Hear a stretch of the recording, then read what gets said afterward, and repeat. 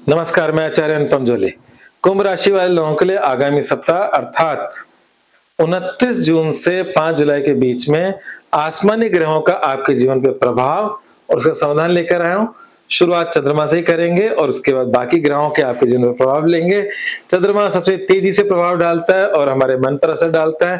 तो सबसे पहले तो मैं कहूंगा कि कुंभ राशि वाले लोगों के लिए सप्ताह की शुरुआत ही चंद्रमा बहुत ही शुभ लाभकारी है, क्योंकि आपकी धनु राशि से लेकर कुंभ राशि तक चंद्रमा का सफर रहेगा।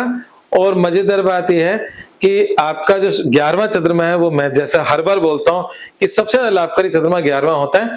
अगर आपको अपने जीवन का कोई भी काम, कोई मुहूर्त निकलवाना हो, कुछ भी करना हो, तो अपनी राशि से 11वें चंद्रमा पे काम शुरू कर लो, सफलता मिलने के मैक्सिमम चांसेस रहते हैं। तो सप्ताह की शुरुआत धनु के चंद्रमा से हो रही है और सप्ताह के अंदर आपकी राशि के अंदर हो रहा है। और जब राशि में चंद्रमा होता है तो आपको एक तरीके से खुद को सेटिस्फेक्शन फील होता है, स्वास्थ्य फील होता है, आत्मिक बल फील होता है, पुष्टिदायक कहते हैं हम इसे। शुभ सूचनाएं मिलती हैं। जब कुछ तो आदमी तभी रहता है जब ऐसी सूचनाएं अच्छी आती हैं। तो ये कहने का मतलब ये है कि कुंभ राशि का चंद्रमा और धनु राशि का चंद्रमा बहुत ही शुभ है। मध्य में मकर राशि पड़ेगी, जो आपकी राशि से 12वीं होती है, जो कि अच्छी नहीं होती। तो हमें कोई भी शुभ काम सप्ताह की शुरुआत में, सप्ताह के अंत में करना है, सप्ताह मध्य में बिल्कुल नहीं करना। कोई नई काम की शुरुआत, चलते काम चलते रहेंगे। इस समय के अंदर हमारे व्यर्थ के खर्चे, भाग दौड़ और कभी कभी धन व्यय और कभी कभी हॉस्पिटल के चक्कर, ये सब लगते हैं। वो समय कौन सा है? वो समय है 1 जुलाई दोपहर 1:30 बजे से लेकर 3 जुलाई रात्रि 12:48।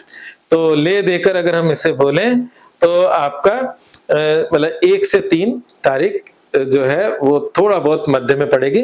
तो सप्ताहांत और सप्ताह की शुरुआत बहुत अच्छी जाने वाली है। अब बात करते हैं बाकी ग्रहों की। तो जब बाकी ग्रहों की हम बात करेंगे तो उसमें इसके बिना कोई काम होगा नहीं।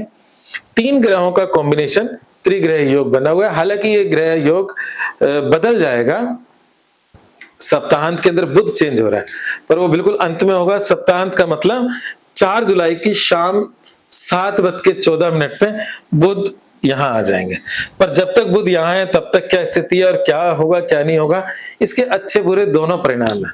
पहली बात तो अचानक से होने वाली हानि में रक्षा करेंगे बुध, और दूसरी बात यह है कि आपकी शिक्षा, प्रेम संबंध और आपके शेयर मार्केट, उसके लिए डिस्टरबेंस पैदा करेंगे, उसके लिए बहुत ज्यादा शुभ नहीं है। तो मतलब आपका, दोबारा से बोलता हूं, अफेयर, शिक्षा, संतान और शेयर मार्केट, इनमें कुछ ना कुछ डिस्टरबेंस कह सकते हैं, ये बुध देंगे। हालांकि बुध जब निकल जाएंगे तो डिस्टरबेंस खत्म हो जाएगी। और अच्छी बात क्या है कि अचानक से होने वाली हानि से बचाव भी बुध कर रहे हैं। दूसरा, यहाँ पर शुक्र देव बैठे हैं। शुक्र कुंभ राशि के सबसे बेस्ट प्लेनेट माने जाते हैं। मतलब कुंभ राशि शनि की राशि है और उसमें शनि को जैसे आप देखते हो कि बिल्कुल रूड, एक न्यायप्रिय, एक एजेड व्यक्ति जो बिल्कुल सीरियस है। शुक्र का मतलब पूरा संसार की लग्जरी, मौज मस्ती। और ये दोनों विपरीत व्यवहार के ग्रह आपस में परम मित्र हैं, एक दूसरे के लिए बड़े लाभकारी हैं। मतलब शुक्र कुंभ राशि में सबसे अच्छे ग्रहों में माना जाता है, वो भी यहाँ बैठे हैं। तो जब यहाँ पर उच्च के गुरु शुक्र और बुध बैठे हैं तो यहाँ पर ये कहता है, ये घर होता है संघर्ष का।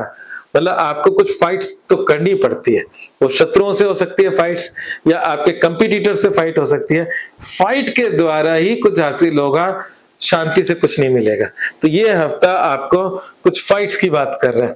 दूसरी बात यह है कि यहाँ पर आपको आंखें खुली रखनी पड़ेगी, हर किसी पे विश्वास नहीं करना पड़ेगा। इस घर का एक्टिव होना ये बता रहा है कि आपके आसपास आपसे जेलस करने वालों की लंबी संख्या बढ़ रही है। और वो एक चीज मैं आपको बताऊं, आजकल लोग फेसबुक पे अपनी समृद्धि दिखाते हैं, है ना, वो सब चीजें दिखाते हैं वो, और उनको लगता है कि हम शायद, तो वो प्रदर्शन भी कभी कभी नुकसान होता है, वो नजर लग जाती है उससे। तो ये छठा घर है, इसमें उच्च का बृहस्पति, शुक्र और बुध बैठे हैं और ये बताते हैं कि इसमें शुक्र, जैसे मैंने कहा, बहुत ही राजयोग कारक है, तो भाग्य का भी कारक है, सुख का भी कारक है आपकी मतलब राशि से। बृहस्पति जो है, हालांकि कुंभ राशि के धन का कारक है, धन का पूरा जिम्मा बृहस्पति ने ले रखा है। और जो बुध है वो आपकी शिक्षा, प्रेम संबंधों का कारक है। तीनों साथ बैठे, तीनों सौम्य ग्रह हैं। तो कई बार अगर हम देखें तो बृहस्पति का मतलब दुश्मन कौन? कोई बहुत ही हाईली एजुकेटेड लोग। शुक्र का दुश्मन कौन? शुक्र का मतलब दुश्मन कौन? फीमेल्स भी उसमें दुश्मन हो सकती हैं। बुध का मतलब आपके बिजनेस, आपके कार्य क्षेत्र से कोई व्यक्ति हो सकता है। तो इसलिए अभी इस समय बिल्कुल शो ऑफ मत करो, है ना। और ये ध्यान रखो कि कौन अपना है और कौन पराया है। दोस्ती सबसे रखो, प्रेम सबसे रखो, अपने सीक्रेट शेयर मत करो। ये चीज आपको ध्यान रखनी है। अगर आप अपने सीक्रेट शेयर करते हो तो वो ही आपके सबसे बड़ी हानि का कारण बन सकते हैं। तो अभी आपको थोड़ा सा केयरफुल रहना पड़ेगा।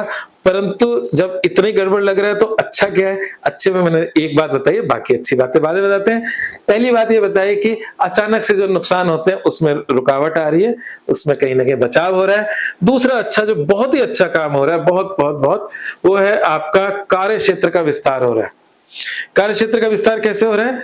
मंगल जो है वो कार्य क्षेत्र का स्वामी है, अपनी राशि को देख रहा है।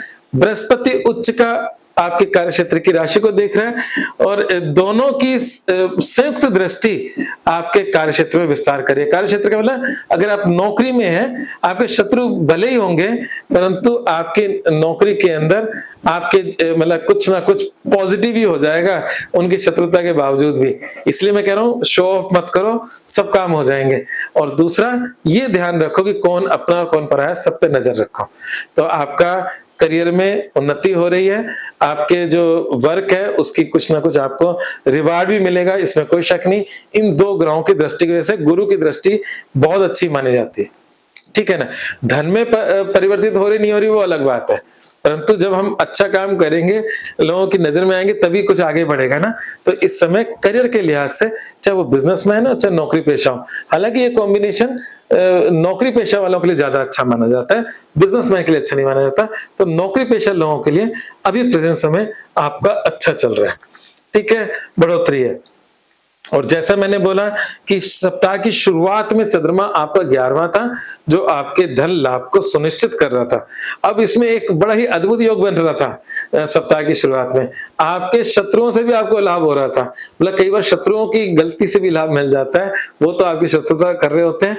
तो ये था एक्सचेंज आपके छठे और 11वें के अंदर चंद्रमा और गुरु का एक्सचेंज हो रहा था। और उसमें मैं ये कहता कि आपकी शत्रुता के कारण उनके एक्टिविटीज से भी आपको कहीं ना कहीं लाभ की स्थिति बन रही थी। और दूसरी इसका अर्थ ये भी होता है कभी कभार हमारा लाभ शत्रुओं के हाथ में जा रहा है।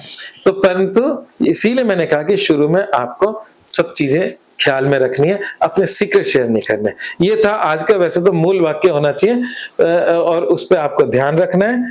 दूसरी बात यह है कि बाकी अगर हम ग्रहों की बात करें तो इस समय थोड़ा सा वैवाहिक जीवन को लेके मंगल की दृष्टि और केतु का बैठना थोड़ा सा आपके जीवन साथी का टेम्परामेंट थोड़ा सा बढ़ा सकता है, मतलब क्रोध या गुस्से वाली स्थिति बना सकता है।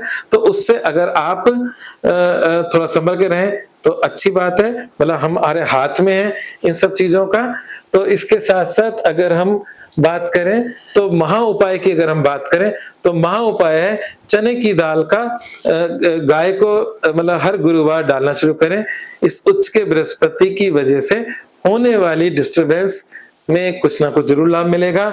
और मूल वाक्य यह है कि शत्रुओं का ध्यान रखें, कौन आपका अपना और कौन आपका शत्रु है। आज बस इतने, धन्यवाद।